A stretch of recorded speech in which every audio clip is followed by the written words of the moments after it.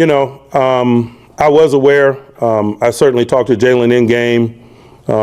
It's an unfortunate incident. The NFL world froze when Mike Tomlin stepped up to the mic and addressed the ugly moment between Ja'Marr Chase and Jalen Ramsey. Everyone wondered which side he'd take. What he said sent reporters scrambling and fans arguing. The AFC North was already wild, but Tomlin's words made things even more intense. It's not an act that's common to the game of football. It's nothing to do with football.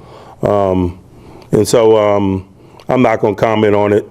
The NFL office. The NFL suspended Chase 1 game without pay on Monday for unsportsmanlike conduct. The league cited Rule 12, Section 3, Article 1, which applies to any act contrary to generally understood principles of sportsmanship. Chase will miss Cincinnati's Week 12 home game against New England on Sunday. Video footage from Cincinnati television station WXIX showed Chase spitting on Ramsey during a fourth-quarter altercation at Acrisure Stadium. The incident occurred with 12 minutes and 3 seconds remaining in the game. Ramsey responded by throwing a punch at Chase's helmet and grabbing his face mask. Officials flagged both players for unsportsmanlike conduct. Ramsey was ejected while Chase remained in the game. Referee Bill Vinovich told a pool reporter after the game that officials did not see the spitting incident. "We did not see anything that rose to that level at all," Vinovich said. Chase denied the accusation in his post-game comments. "I ain't ever opened my mouth to that guy," Chase said.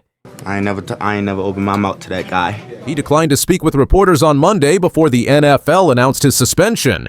Tomlin addressed the situation during his Tuesday press conference. When asked if he advised Ramsey to remove himself from such confrontations, Tomlin paused before responding. "I have no message if someone spits in your face," Tomlin said. The head coach's statement supported Ramsey's reaction to Chase's actions. Tomlin added that the team would move forward and continue to depend on Ramsey's leadership. The suspension marks the second spitting incident this season, resulting in league discipline. Philadelphia Eagles defensive tackle Jalen Carter was ejected and suspended 1 game after spitting on Dallas Cowboys quarterback Dak Prescott before the first play from scrimmage in Week 1. Carter's ejection counted as time served since it occurred before any offensive snaps. The league fined Carter $57,222, equivalent to 1 game check. Carter did not appeal the decision. Chase reportedly plans to appeal the suspension. His appeal may reference the Carter precedent, arguing that spitting incidents previously resulted in fines rather than suspensions. Chase's situation differs from Carter's because he was not ejected from the game. The NFL established new precedent with the Carter case by treating spitting as grounds for a 1-game suspension rather than just a fine. Ramsey spoke with reporters after Sunday's game and confirmed Chase spit on him. "They've got 100 cameras out there," Ramsey said. "They can investigate. They can see everything. They should be able to pull it up and see that he spit, and it's whatever after that, to be honest. I was still a little too nice if I'm keeping it honest with you." The 3-time All-Pro cornerback joined Pittsburgh this season and has transitioned to safety in defensive coordinator Terrell Austin's scheme. The altercation between Chase and Ramsey occurred during their second on-field confrontation of the game. The players received offsetting unsportsmanlike conduct penalties earlier in the contest. Ramsey alleged that Chase took his mouthpiece during the first incident. A similar situation occurred in 2022 when Chase took Steelers safety Minkah Fitzpatrick's mouthpiece.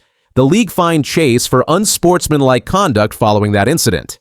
Cincinnati head coach Zach Taylor defended Chase's character while acknowledging the receiver crossed a line. "Obviously what happened is crossing the line. We can't have that, and I know he will own up to that," Taylor said Monday. Taylor praised Chase's leadership and track record with the organization. "I think Ja'Marr Chase will go down as one of my favorite all-time players and favorite all-time leaders and everything he is about," Taylor said. Chase has served as a team captain this season after being voted into the role by his teammates. He led the NFL with 76 receptions through 11 weeks before Sunday's game. The Pro Bowl receiver caught 3 passes for 30 yards on 10 targets against Pittsburgh. His limited production marked a significant decline from the team's first meeting when he recorded 16 catches for 161 yards and 1 touchdown on 23 targets. Pittsburgh's defensive game plan focused on limiting Chase's impact in the rematch. The Steelers held Chase without a catch in the second half. Cornerback James Pierre deflected a deep pass intended for Chase in the third quarter. Safety. Kyle Duggar intercepted Joe Burrow and returned it 74 yards for a touchdown.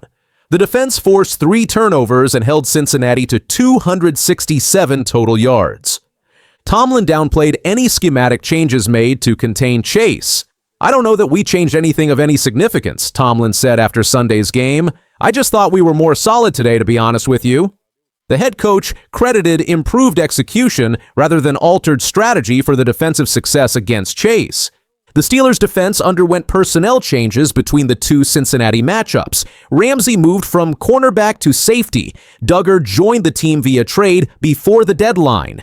Darius Slay missed Sunday's game with a concussion, giving Pierre increased playing time. Tomlin credited stability at the safety position as a key factor in the defensive improvement. Chase's suspension weakens a Cincinnati offense that ranks 18th in scoring at 22.1 points per game. The Bengals have lost 7 of their past 8 games and sit at 3-7 in the AFC North standings. Joe Burrow threw for 309 yards with 2 interceptions on Sunday. The Patriots enter Week 12 with a 9-2 record and have won 8 consecutive games.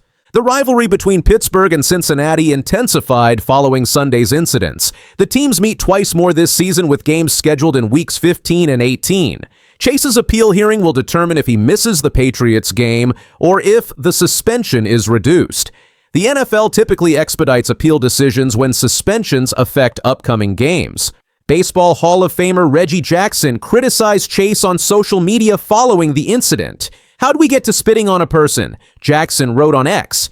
"Marr, it's an act that never goes away. It brands you, you wear it forever." "Where did you learn that?" "For sure not your parents." Jackson's comments reflected broader criticism Chase received from figures across professional sports. Pittsburgh improved to 6-4 and maintained first place in the AFC North with Sunday's victory. Baltimore sits 1 game behind at 5-5 after defeating Cleveland 16-23. The Steelers hold the head-to-head tiebreaker over the Ravens following their Week 5 victory. Pittsburgh faces Cleveland on Thursday night at Acrisure Stadium. Chase's 4-year career includes 4 Pro Bowl selections and the 2024 NFL receiving Triple Crown. He led the league in receptions, receiving yards, and receiving touchdowns last season. The LSU product has recorded 312 receptions for 4,893 yards and 41 touchdowns in 58 career games. This marks his first suspension in the NFL. Tomlin's support for Ramsey reinforces his long-standing reputation as a coach who stands firmly behind his players, especially when they feel they were disrespected on the field. Throughout his 18 seasons in Pittsburgh, Tomlin has built a culture where players know their coach will defend them publicly while handling discipline privately. His latest comments made it clear that the organization believed Ramsey's ejection wasn't just understandable, it was justified once the full details of the exchange surfaced. That message also signaled to the locker room that Pittsburgh values emotional control, but it won't ignore situations where a player feels provoked. The Steelers continue shaping their identity around veteran leaders like Ramsey, TJ Watt, and Cameron Hayward, players who set the tone on and off the field. Tomlin's backing of Ramsey fits into a broader pattern of empowering experienced defensive voices who influence younger teammates and maintain the physical, aggressive style Pittsburgh is known for. On the other sideline, the Bengals now find themselves answering uncomfortable questions about Ja'Marr Chase's discipline and leadership. As a team captain and one of the NFL's most explosive receivers, Chase carries responsibilities beyond production. Head coach Zach Taylor defended his star wideout, but he also admitted Chase crossed a line that shouldn't be crossed, regardless of the rivalry or emotions involved. Cincinnati drafted Chase 5th overall in 2021 after his award-winning career at LSU, and he has been the centerpiece of their offense ever since. But this incident forces the Bengals to examine how they manage star player conduct, leadership expectations, and accountability in high-pressure moments as the AFC North rivalry intensifies. Sunday's game changed in one moment. Aaron Rodgers grabbed his wrist, walked off the field, and never returned. Fans had no idea what they just saw, and the silence in the stadium said everything. Something happened out there that made people nervous, and now the whole league is on edge. What really happened to Rodgers? Something doesn't feel good on that left side, but